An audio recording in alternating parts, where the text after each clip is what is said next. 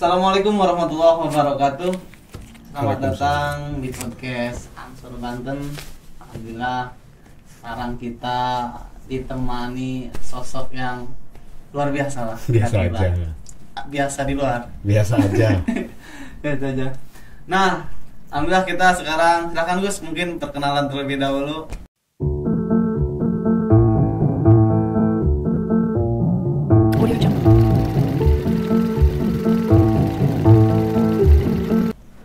Enggak lah, tak kenal mah kata apa. Nama saya Arofatillah Amin, kader Ansor Kota Serang. Oh, Kota Serang ya. Aktif di Ansor Kota Serang, ya Gerakan Pemuda Ansor Kota Serang. Jadi beliau itu ketua MDS Kota Serang, kira-kira begitu ya Gus? Apa itu MDS? Nah Gus, mungkin sebelum jauh lebih lanjut obrolan, mungkin teman-teman sobat podcast Ansor Banten ini pengen tahu dulu mungkin MDS itu apa sih Gus? MDS itu apa ya? Dari takrif aja dulu. Iya, kira-kira Majelis Zikir dan Sholawat. Wah, luar biasa. Jadi Majelis Zikir dan Sholawat Rijalul Ansor. Itu barangkali bisa disebut Banomnya Banom lah ya. Banom dari Banom NU gitu kira-kira. Jadi kalau di Ansor tuh barangkali sama kayak Banser. Ya, gitu ya. Kalau Banser tuh pasukan darat, kita pasukan langit kira-kira gitu. Nah, tapi Gus, sebetulnya bukan kita nggak ngefokusin di MDS ya? Enggak, jangan. Karena saya bukan ahli zikir Aduh. ini. Nggak, tapi memang kita awalnya juga pengen membahas UMKM. Kebetulan Gus Arofa ini selain daripada ketua MDS, tapi beliau juga punya UMKM, jadi luar biasa ya.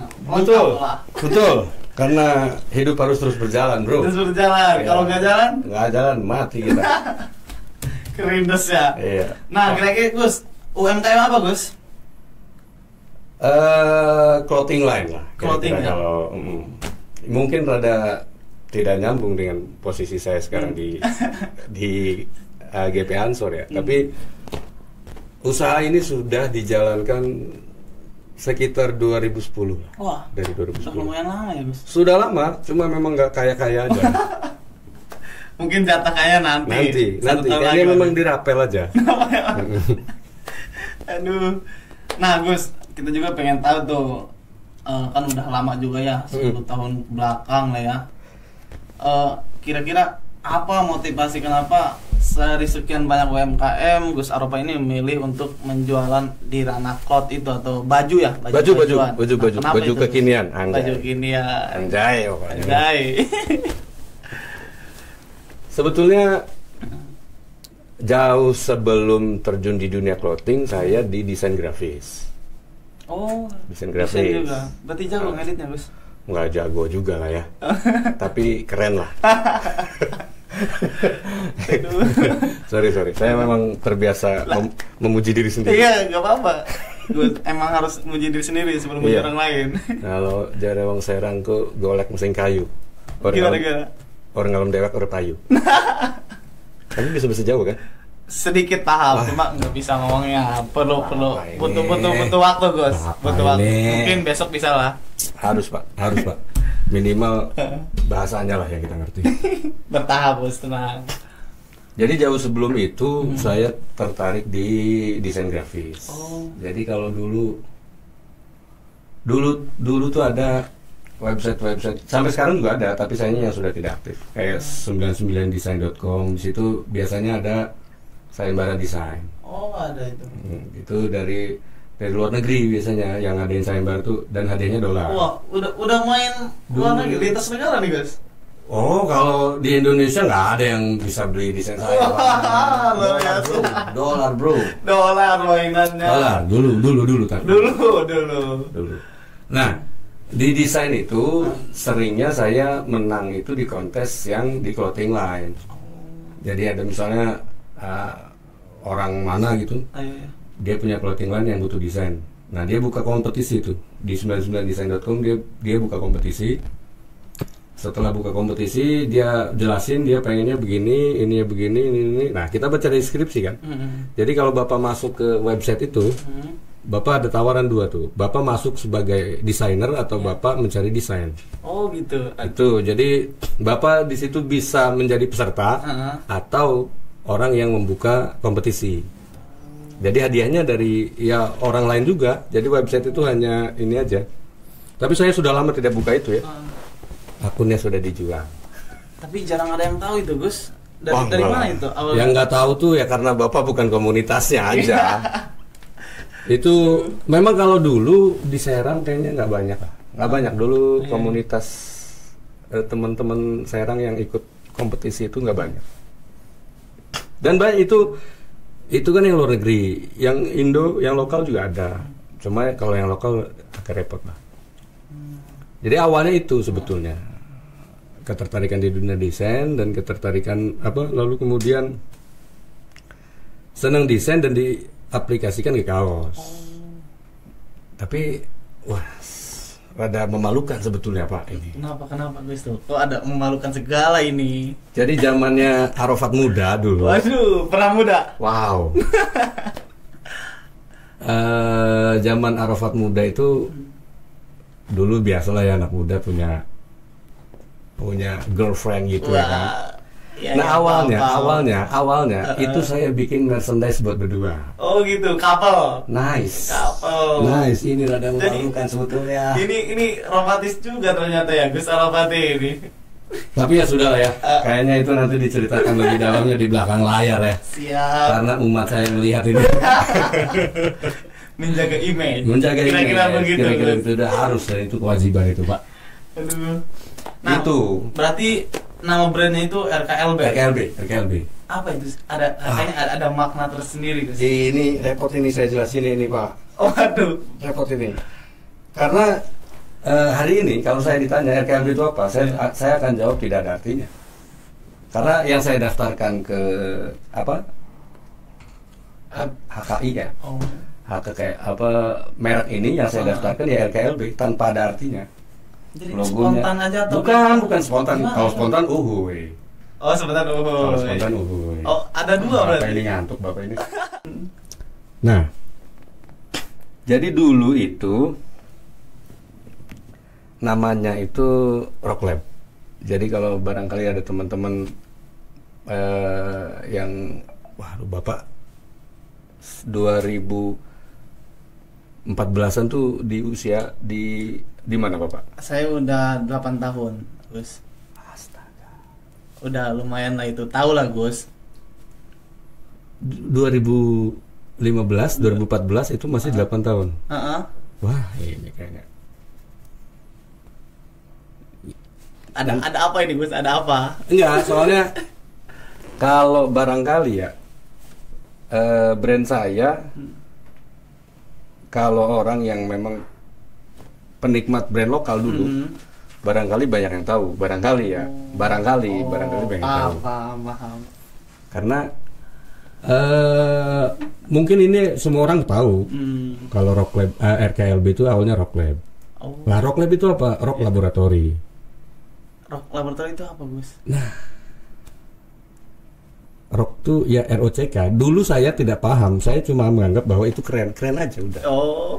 Wah, keren nih gitu. Diksinya bagus gitu. Jadi tanpa ada rock itu kan aliran musik lah atau apa gitu nggak ada. Jadi cuma keren aja. Maka Rock Laboratory. Sering berjalannya waktu, brand saya mulai dikenal, mulai banyak pembeli segala macam. Saya sadar bahwa desain kaos saya tidak ada rock-rocknya Pak. Nggak ada hubungannya dengan musik, nggak ada hubungannya dengan apapun. Jadi identitasnya nggak jelas gitu. Kalau namanya rock tapi desainnya, wah ini saya bilang nih. Jadi kan orang tuh kalau bikin brand itu, Gus, biasanya ada keterkaitan gitu kan sama apa. Nah ini juga pasti ada dong. Tidak ada Pak. Kalau saya memang sejak dulu kala begitu, keren aja dulu. Arti gampang menyusul.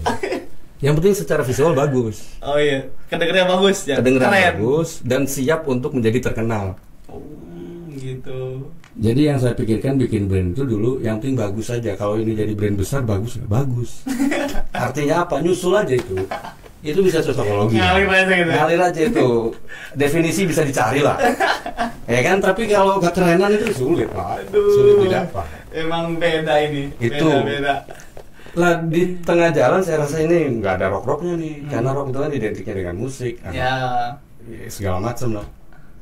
Maka untuk mensiasati itu, dulu ada brand apa? Dulu Skater. Sampai sekarang masih ada. Ya, Lah. dengan skater. Skater itu dia buang huruf vokalnya. Jadi SKTRS. Ya. Cara singkatnya kan gitu kan. Hmm. Huruf vokalnya dibuang. Lah itu menjadi cara saya buat ngilangin image rocknya itu. Iya. Jadi huruf vokalnya saya buang. RK. Jadilah RKLB. Iya. Kalau RCKLB kan kepanjangan ya. Jadi RKLB, huruf vokalnya dibuang. Bukan karena ikut-ikutan, karena waktu itu sempat musim juga kan. Nama-nama band, nama-nama brand itu disingkat. Kayak sekarang Netral misalnya. Netral jadi NTRL. Killing Me Inside, sekarang jadi Kilms. Ya. Jangan iya Bapak tahu nggak ini? Lebih chill lah kedengernya gitu. Nah, tapi saya menyingkat brand itu bukan dalam rangka itu, Pak. Bukan dalam rangka karena lagi musim, bukan. Tapi untuk menghilangkan si rock itu. Maka kalau hari ini saya ditanya RKLB itu apa, ya tidak akan saya jawab rocklet karena memang bukan. Karena sudah kadung saya bikin label woven sudah banyak, bikin hangtag sudah banyak kan tidak mungkin saya hilangkan si Nah, rocklet. Gus, kan sekarang udah paham tuh rada ke dunia brand kayak gitu kan. Kenapa nggak ada inisiasi buat ngegenti atau apa gitu? Ngeganti apa? Rock RKLB itu. Itu sudah diganti, Pak. Sekarang tuh aksesoris brand saya, hangtag, stiker, segala macam label woven itu sudah RKLB semua. Oh, udah RKLB semua. RKLB semua, nggak ada artinya. Paling kalau ada anak-anak ansor yang nanya RKLB itu apa, ya saya jawab rukun kalimah lelampah barokah. Oh, ini sebetulnya cuma beliau tuh emang supaya mikir dulu kita kesana sini. Tidak. Mikir biar Bahkan, mikir buruk, biar seujon dulu kali ya. bahkan ada yang mikir RKLB itu apa sih, Rangkas Lebak ya? Wah, bilangnya terlalu jauh ini. Saya banget, Gus. Itu terlalu jauh. Nah, Gus, sekarang kan udah era modernisasi nih, Gus. Banyak platform kayak Tokopedia, Iya. kayak gitu kan, Shopee atau mungkin TikTok Shop gitu kan, Gus. Nah, udah kerana itu belum, Gus? Atau Ini- memang Ini harus saya ceritakan ini, Pak. Ya, ceritakan lah, Mas. Dulu circa 2019 lah. Waktu itu marketplace belum begitu ramai, tapi sudah ada. Iya. Kayaknya ditandai Blackpink jadi brand ambassador Shopee waktu itu. Ingat aja Blackpink. Ya karena kan meledaknya Shopee itu seingat saya Karena Blackpink. karena bukan nggak tahu karena Blackpink ya, tapi yang saya ingat ya karena waktu itu besar-besaran bakar Iya. uang buat endorse Blackpink kan. Iya. Waktu itu 2019 sebelum Covid. Saya sudah mulai di Shopee dan dulu itu Pak AdSense itu sangat amat mudah. Bahkan waktu itu di zaman itu saya bilang kamu kalau mau bikin brand sekarang itu sangat amat gampang untuk bisa bikin selling yang bagus. Iya. Buat jadi star seller itu sangat mudah. Sangat mudah lah dulu. Dulu di AdSense itu kita iklan misalnya 100.000 satu minggu misalnya. AdSense Facebook tuh namanya Yang AdSense di Facebook kan connect ke Instagram. Itu kita cukup 100.000 seminggu. Oh, masih. Itu penjualan bisa nyampe 10 juta itu, Pak. Wah, Di Shopee. Dulu tadi. masih murah banget 100. Dulu. Iya. Jadi kalau kita iklan satu postingan kita iklan 10.000, itu yang nge-like itu sudah puluhan ribu, Pak. Wah, itu sangat mudah. Karena memang kompetitornya belum banyak. Benar-benar. Dan yang main di AdSense belum banyak. Betul. Dan yang bergerak di bidang clothing juga belum banyak barangkali.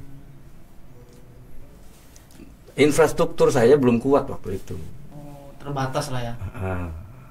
Pengetahuan segala macam belum kuat, kehantam Covid, Pak. Ya, memang itu berpengaruh Iya. sangat terus. Tapi Covid nggak bisa jadi alasan buat brand jadi turun, karena banyak brand juga yang naik ketika Covid. Banyak sekali teman-teman saya yang satu angkatan lah ya. You name it, misalnya Lozel, Ah, Astron Kido, ya. Dispel Week misalnya. Hybrid enggak, Gus? Hybrid itu belakangan Pak. Jadi kalau dunia clothing di Serang sedikit banyaknya saya tahu lah ya teman-teman di brand. Karena tempat produksi, akses untuk itu sangat terbatas. Ya. Maka tempat jahit, tempat sablon itu mesti semua saya tahu. Karena sangat terbatas dan sangat sedikit juga. Jadi brand apapun, brand lokal Serang itu mesti saling mengetahui. Tahu sama tahu pasti terkait dapurnya karena sering ngobrol juga kan. Mungkin ada grupnya juga kali, Gus. Sempat ada. Dulu sempat ada Jacklot masuk Serang pertama kali di MOS. Iya. Pertama kali Jacklot masuk ke Serang, buka event di MOS waktu itu, dan brand lokal tidak diajak waktu itu. Wah.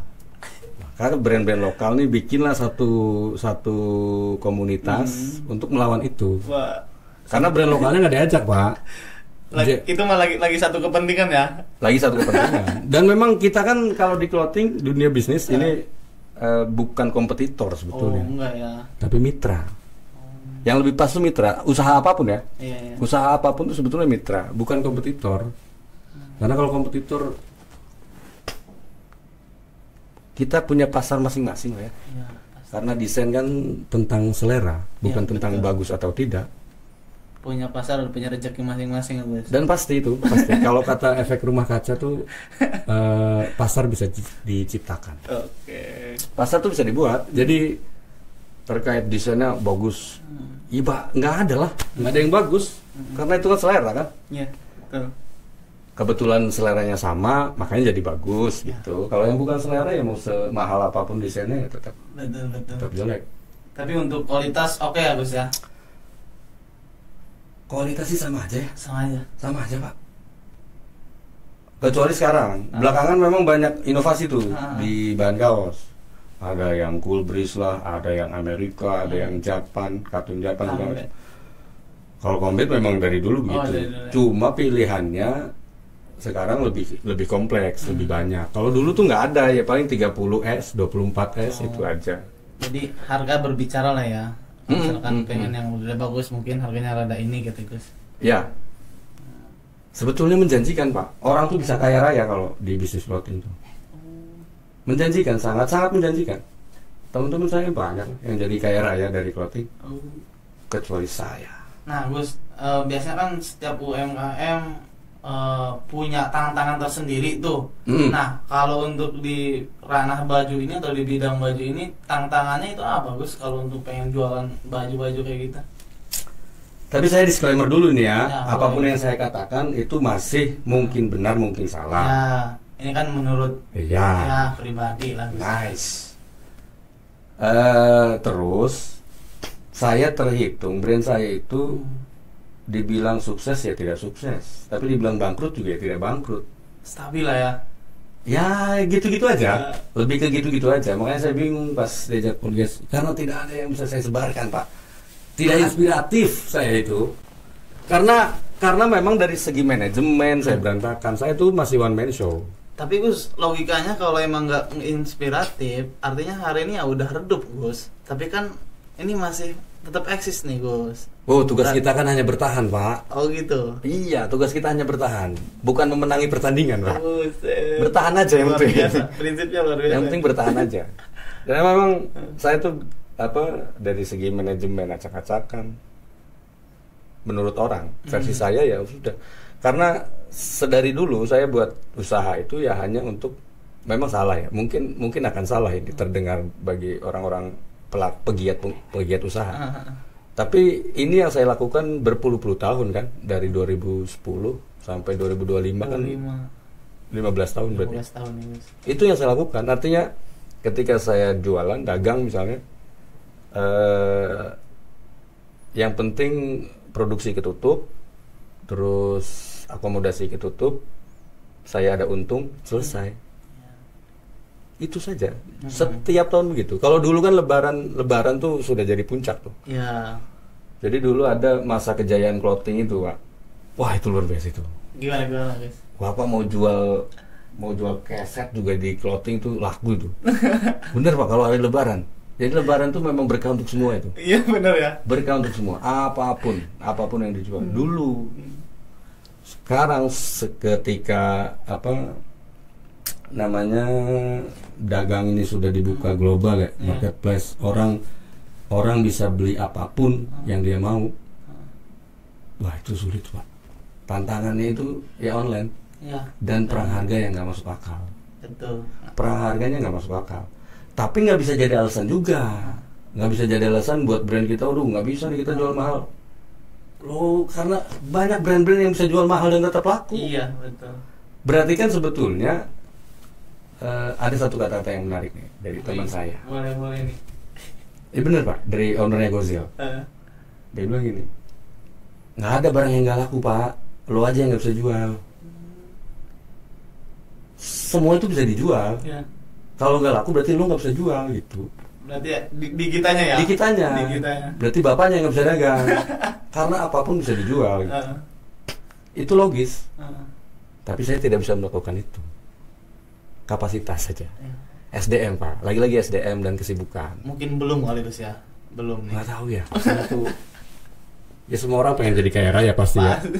Nah, tapi nggak tahu ya. Saya kalau sudah di titik misalnya habis Lebaran, hitung-hitungan invoice, produksi sudah tertutup, ini sudah tertutup, ada sisa, ya sudah selesai. Nanti nih ada momen produksi, itu saja. Nggak ada yang apa,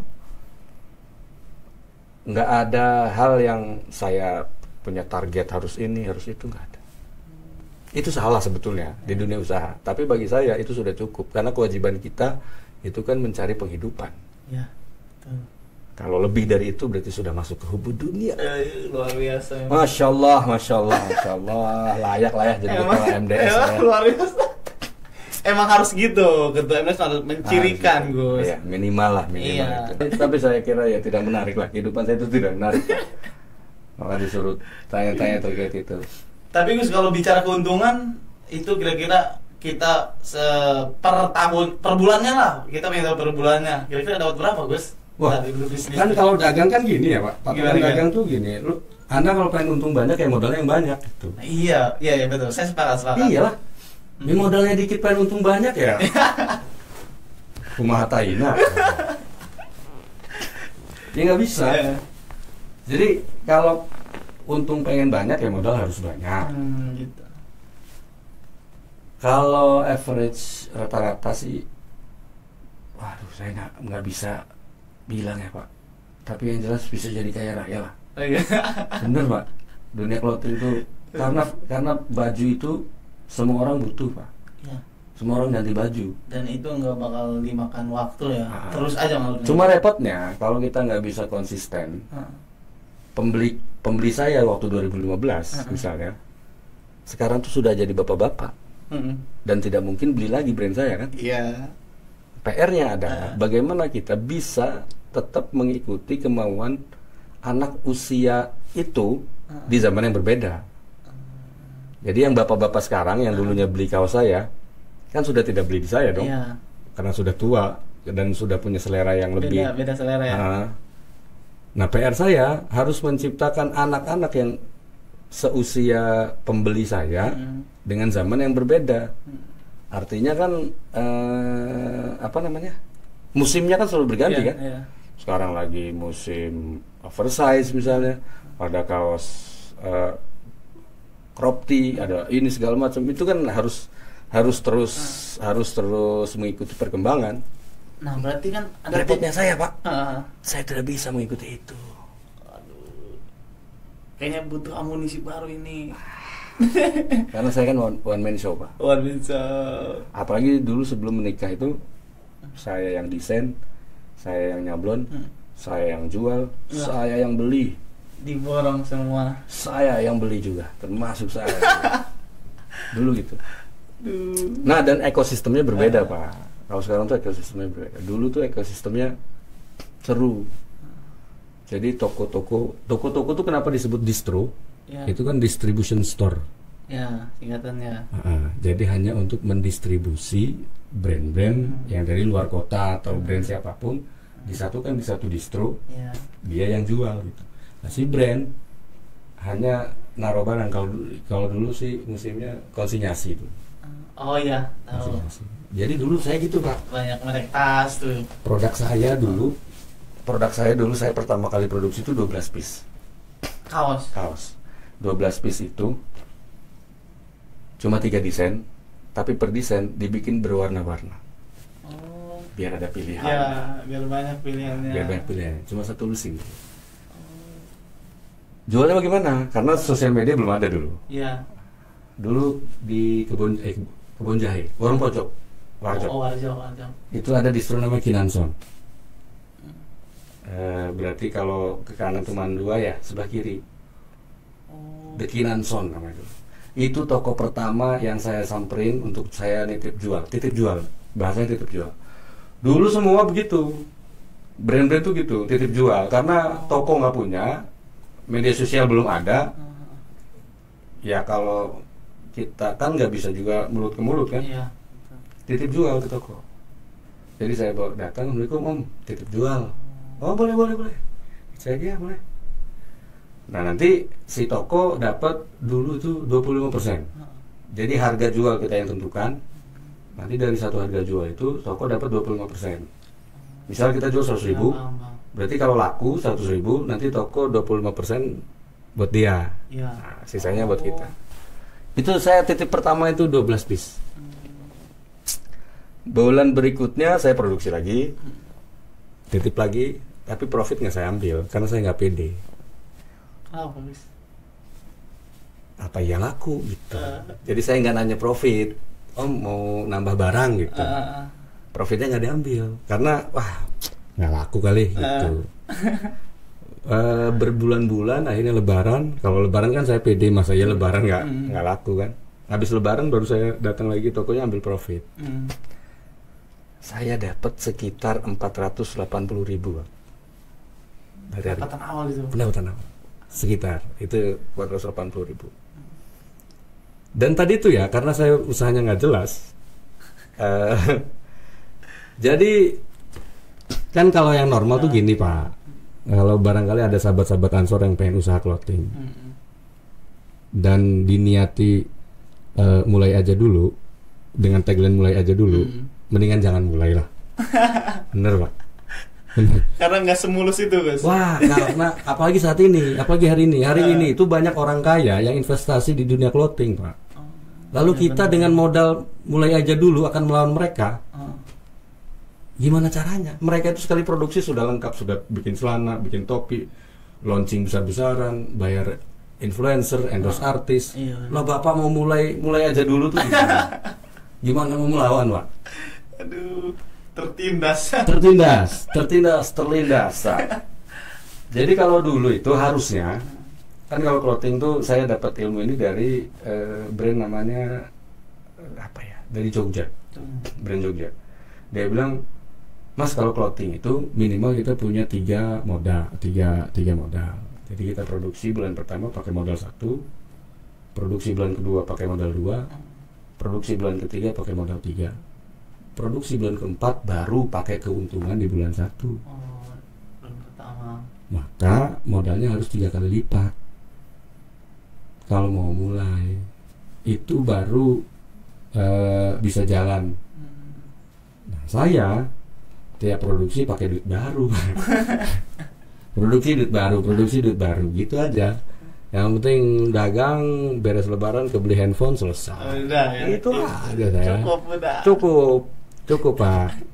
Bukan nggak mau kaya ya, tapi memang kapasitasnya segitu. Karena saya merasa bahwa takaran rezeki itu kan nggak bisa dinego. Betul. Itu saja. Jadi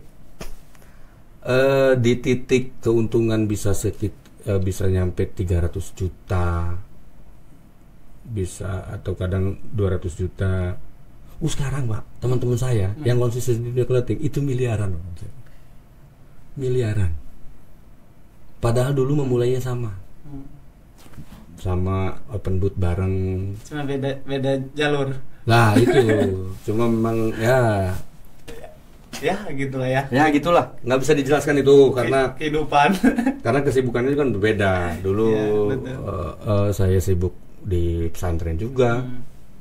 Terus ya nggak fokus lah, nggak fokus. Dulu kalau jadi makanya saya malu nih tampil di podcast Ansor yang apa pemirsanya sangat besar ini. Saya malu Pak. Justru ini peluang Gus, peluang untuk lebih apa namanya? Meroket Gus. Iya. Nah, harus modalnya harus besar. Iya. Tapi Gus, kalau bicara 2 atau 5 tahun ke depan rencananya gimana nih untuk UMKM RKL Better sendiri Gus? Gitu-gitu aja saya. Itu kita aja mau ngalir aja gitu Gus ya. Aja. Sampai saat ini pun nggak. Kalau dicek misalnya akun sosial media saya, Hmm. Shopee itu segala macam. Itu update terakhir mesti berbulan-bulan yang lalu. Karena adminnya saya. Itu Pak, memang saya tuh karena kan setiap usaha kan ada yang sukses, ada yang tidak ya. Nah, kebetulan saya yang tidak. Itu Pak. Yang merendah Itu. selalu ini merendah Bukan merendah dengan jujur itu memang beda tipis ya. Kalau ini sedang jujur saya. Karena apa? Wah repot Pak, cari duit susah Pak. Susah. Apalagi halal ya Gus.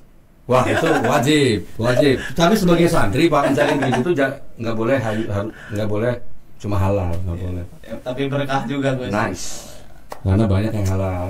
Tapi nggak berkah. Nice dan nggak pantas. Aduh, emang. Iya misalnya seorang ketua MDS kerjanya yang di bawah ini kan juga nggak bagus Pak. Aduh. Halal sih halal cuma bener ya gitu, Pak. Nggak etis Gus ya. Ya Nggak etis lah. itulah maka yang pantas lah Ya. kira-kira. Jadi selain mencari rezeki yang halal juga harus yang pantas gitu. Betul, sepakat Gus. Gus, mungkin sobat podcast Ansor juga pengen sedikitnya termotivasi nih. Gimana nih pengen ngejalanin bisnis, tapi mungkin modal pas-pasan juga gitu Gus. Gimana tuh Gus kira-kira? Minta modal kolot lah. Enggak. Sebetulnya gini Pak, pemilihan usaha itu kadang kan orang repot di pemilihan jenis usahanya. Iya. Naoninya usaha naoninya. Iya. Artinya, Pasarannya apa gitu Gus ya? berkutat di bidang kebingungan saja tanpa kemudian memulai. Tapi yang pengen saya tekankan adalah usaha itu pertama harus dimulai dengan yang kita suka. Mulai dari hobi gitu Gus ya? Nggak mesti hobi lah ya, karena saya termasuk orang yang nggak punya hobi Pak. Oh nggak punya hobi Gus? Kayaknya ya.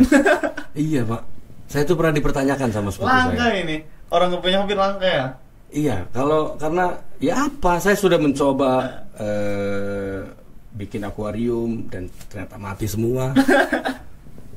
Baru terakhir kemarin tuh saya coba miara perkutut, Mati juga. Aduh. Minimal yang kita suka Pak. Karena misalnya kaitannya dengan desain misalnya, dengan kaos misalnya. Karena kita yang bikin desainnya, maka minimal kita suka. Karena kalaupun nggak laku, ya bisa kita nikmati. Sama kita sendiri gitu Iya. ya. Kalau kitanya sudah suka, mudah-mudahan orang lain suka. Kan gitu. Kalaupun orang lain tidak suka, ya kan saya suka. Jadi sudah selesai. Nah, mungkin Gus kita udah lumayan Iya. kesana kemari juga nih Gus ya. Nah, Terima tanpa kasih ini udah menyempatkan atau meluangkan hadir di podcast Ansor ini. Nah, mungkin itu teman-teman atau sobat podcast Ansor, saya Hasan Munadi. Sampai jumpa di lain waktu. Jangan lupa like, comment, and subscribe. Wassalamualaikum warahmatullahi wabarakatuh. Waalaikumsalam warahmatullahi wabarakatuh.